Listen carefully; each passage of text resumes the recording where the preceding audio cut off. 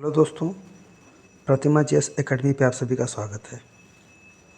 दोस्तों, आज का प्रश्न है, क्या भारतीय विदेश नीति आदर्शवाद से व्यवहारवाद की ओर रूपांतरित हो रही है? अपने तर्कों के समर्थन में यथोचित उदाहरण दें। आप लोग लाइक करें, शेयर करें और जिन दोस्तों ने अभी तक हमारे चैनल को सब्सक्राइब नहीं किया वो सब्सक्राइब कर लें। तो यहाँ पे विदेश नीति के आदर्शवाद से व्यवहारवाद की ओर रूपांतर पे चर्चा करना है। वर्ष 1947 में स्वतंत्रता प्राप्ति के पश्चात भारत की विदेश नीति समानता, गुटनिरपेक्षता, अहिंसा, मैत्री एवं सह अस्तित्व, पंचशील और अहस्तक्षेप जैसे उच्च आदर्शों से अभिप्रेरित रही है, जिसे नेहरूवादी विदेश नीति की संज्ञा दी जाती है।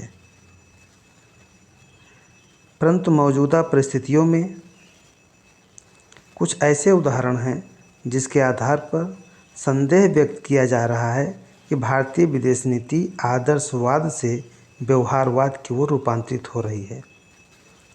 परंतु यदि इसका सूक्ष्म अवलोकन करें तो इसमें आदर्शवाद से विचरण कम, राष्ट्रीय हितों की सुरक्षा अब प्रेरणा अधिक दिखाई दे रही है। इसके कुछ उदाहरण हैं, जैसे भारत गुटनिरपेक्षता की नीति का समर्थक रहा है। भारत गुटनिरपेक्षता की नीति का समर्थक रहा है, किंतु वर्ष 1962 में चीन से युद्ध के दौरान वह अमेरिका एवं ब्रिटेन से सहायता लेने में नहीं हिचका। इसी प्रकार भारत ने 9 अगस्त 1971 को सोवियत संघ के साथ एक 20 वर्षीय संधि की। दरअसल इन कदमों को उठाने में भारत ने किसी प्रकार की शर्त स्वीकार नहीं की और अपनी निरपेक्ष नीति का अडिग रहा। भारत की विदेश नीति दूसरे देशों के आंतरिक मामलों में हस्तक्षेप के विरुद्ध है, परंतु भारत ने अफगानिस्तान में सोवियत सेनाओं की उपस्थिति का विरोध नहीं किया। इसका अर्थ यह नहीं है कि भारत ने हस्तक्षेप की नीति को स्वीकार कर लिया है। दरअसल समर्थन के पीछे का तर्क यह कि भारतीय यानी सोवियत संघ ने अफगानिस्तान के अनुरोध पर अपनी सैनिक टुकड़ी भेजी थी। यानी वहाँ पे अफगानिस्तान में यदि रूस के सैनिक मौजूद रहे हैं तो अफगानिस्तान के अनुरोध पर थी, न कि रसिया अपने आप वहाँ पे हस्तक्षेप कर रहा था।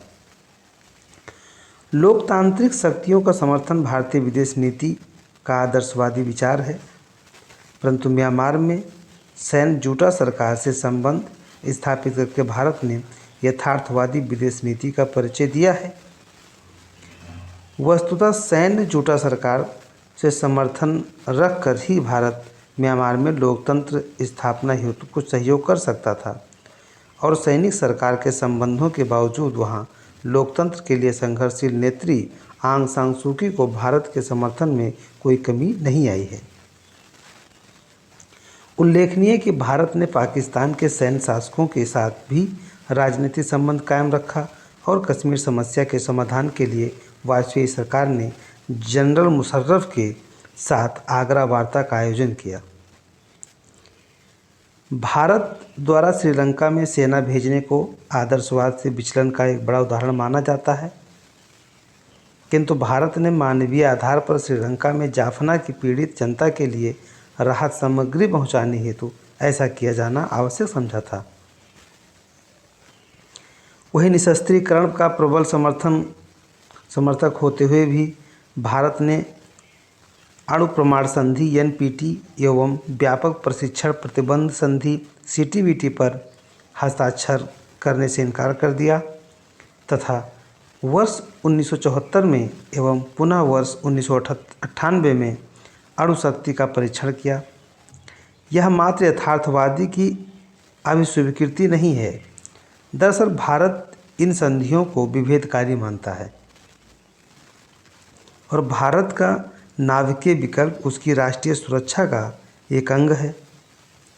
तो भारत ने सदैव परमाणु अस्त्रों के प्रथम प्रयोग न करने की नीति का समर्थन किया है। पाकिस्तान के विरुद्ध सर्जिकल स्ट्राइक आतंकवाद के विरुद्ध उसकी दृढ़ नीति के तहत उठाया गया कदम है। इजराइल, फिलिस्तीन, अरब, ईरान, रूस, अमेरिका, चीन, जापान से भारत के संतुलनकारी संबंधों को भले ही यथार्थवादी दृष्टिकोण कहकर आलोचना की जाती है, किंतु परस्पर विरोधी शक्तियों से भी मैत्रीपूर्ण संबंध हमारी गुटनिरपेक्षता की नीति के परिचायक है। पूर्व प्रधानमंत्री मोरारजी देसाई ने सभी के संबंध रखने की असली दृष्टिकोण यानी असली गुटनिरपेक्षता कहा था।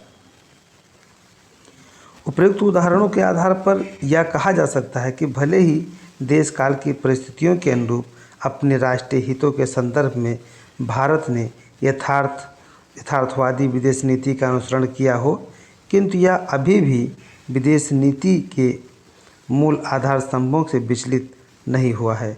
धन्यवाद। जय हिंद, जय भारत।